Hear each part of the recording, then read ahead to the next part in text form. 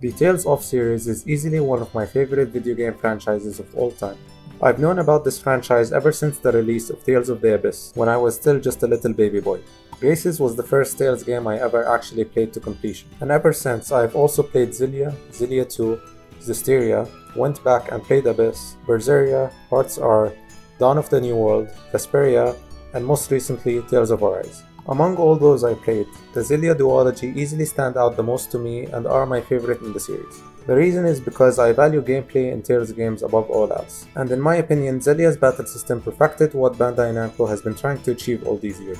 The game's double-raid linear motion battle system borrows the best aspects of all previous Tales games, and above that introduces the character link system, in which you can freely link your controlled character to any other party member who's currently active, and your chosen party member will do their best to support you with their own unique skills. Through dealing damage and having your partner support you, the link gauge on the left starts filling up, and when it starts flashing, you can unleash a devastating team attack called the Linked Art to destroy your enemies.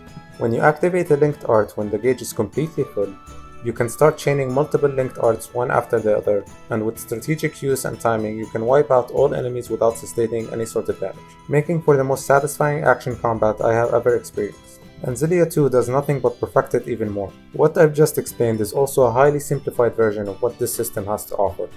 Now forward to today. Tales of Arise was released last year, and it was easily one of the best games of the year. It even won Best JRPG of the Year in the Game Awards last year. While Arise does forgo the linear motion battle system we've come to love from previous Tales of games, it still manages to give us a fun battle system. Before playing the game, I grew excited from the game's trailers, which were showing off the game's new mechanic called Boost Strikes. From a glance at the trailers, Boost Strikes looked like what seemed to be a more cinematic version of Linked Arts from Xillia, which I was all for. After actually playing the game, I realized that Boost Strikes are nothing like Linked Arts. Boost Strikes are actually one-hit KO attacks that the player can perform on enemies after they fill out the Boost Strike gauge by chaining together a long enough combo. The less the enemy's HP is, the easier it becomes to fill out the Boost Strike gauge. So okay, I thought to myself, this particular battle mechanic isn't the most innovative, but I mean it's still fun to look at, right? I mean just look at how cinematic these are.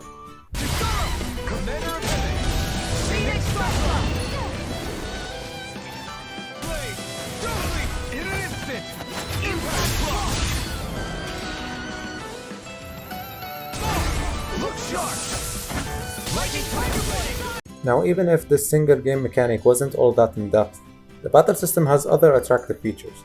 It's fun to chain combos from character to character, using their respective boost attacks, although a bit repetitive halfway through the game. Now it isn't really fair to compare the quality of Tales of Xillia's Linked Arts to Tales of Arise's Boost Strikes, because Linked Arts have the obvious advantage, right? Well, according to the majority of people, no apparently. Some time ago I was browsing through the r/Tales subreddit. While doing so, I saw a post which presented a poll asking which of the two battle mechanics is superior. My answer was of course Linked Arts, and I thought the majority would agree, even if Arise is the game that made the Tales of series mainstream. But no, Boost Strikes won over Linked Arts by, from what I remember at least, about 80% of votes to 20%. I unfortunately cannot find the post at the moment, but it was about that much. I was baffled to say the least. At first I thought, well, maybe the majority of people voting only played Arise, and they were supporting the game that they liked. Or maybe they did play Xillia but found the system too hard to get into. But no, again, people in the comments were actually making a case for themselves. A lot of people say that Linked Arts were good in concept, but it wasn't executed properly. Which is all well and good to think so, but they always fail to explain why they think so. If anyone watching this who's played both games also believes that Boost Strikes are superior, please feel free to leave a comment explaining your opinion. I'm genuinely curious as to why you might think so. For now, I'm going to explain my reasoning as to why I think Linked Arts are superior. I'm going to limit this discussion to Arise and Xillia, so I won't be mentioning the features they added in Xillia 2, even though it would support my case as things could get complicated. Now, like I stated before, there are a huge variety of different Linked Arts you can perform in Xillia. Some Linked Arts can be performed using different combinations of characters. For example, the Linked Art Igneous Crush can be used by combining Jude's Cerberus Strike and Mila's Rock Trine, or Rowan, who can also use Rock Trine. So not counting these repeats, there are a total of 67 different Linked Arts, each having their own element and can cause possible ailments. Not all Linked Arts are necessarily attacks. Some allow you to access higher level healing skills and buffs, such as Fairy Circle or Full Resurrection. Some can even activate special effects, such as Leia and Rowan's Stop Flow, which stops time for all enemies on the battlefield for a couple of seconds, allowing you to take a breather. Using links is not always the best course of action, however, as while linked, any ailments you or your partner are hit with transfers itself to the other like a disease, so it's important to know when to link and when to sever the link. It's worth noting that human bosses can also take advantage of the link system, meaning the player has to take extra care whenever bosses go into overlimit mode, making for some really hype moments during boss battles. Now let's take a look at the variety of boost strikes that Tales of Arise has to offer. Each party member has one single boost strike with another party member, resulting in a total of 15 boost strikes. Now the thing is, you can never activate the boost strike you want willingly, as with any direction of the D-pad you press, you're essentially selecting randomly from 5 different boost strikes. Not like it matters, because all 15 do the exact same thing. They are all one-hit KOs. In that sense, they are more akin to Vesperia's Fatal Strikes than linked arts, which is why I found it weird to compare them in the first place.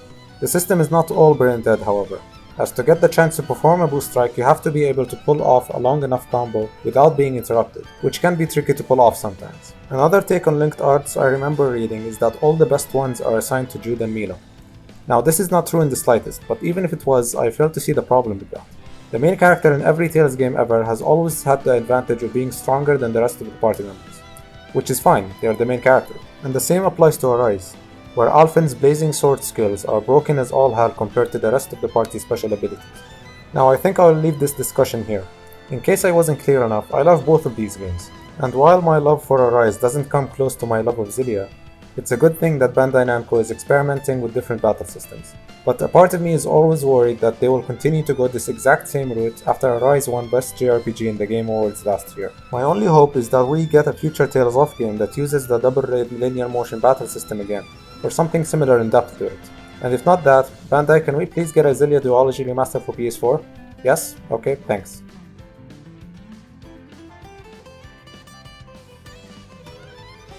Thank you for watching this video. Make sure to leave either a like or a dislike to let me know how you feel about it.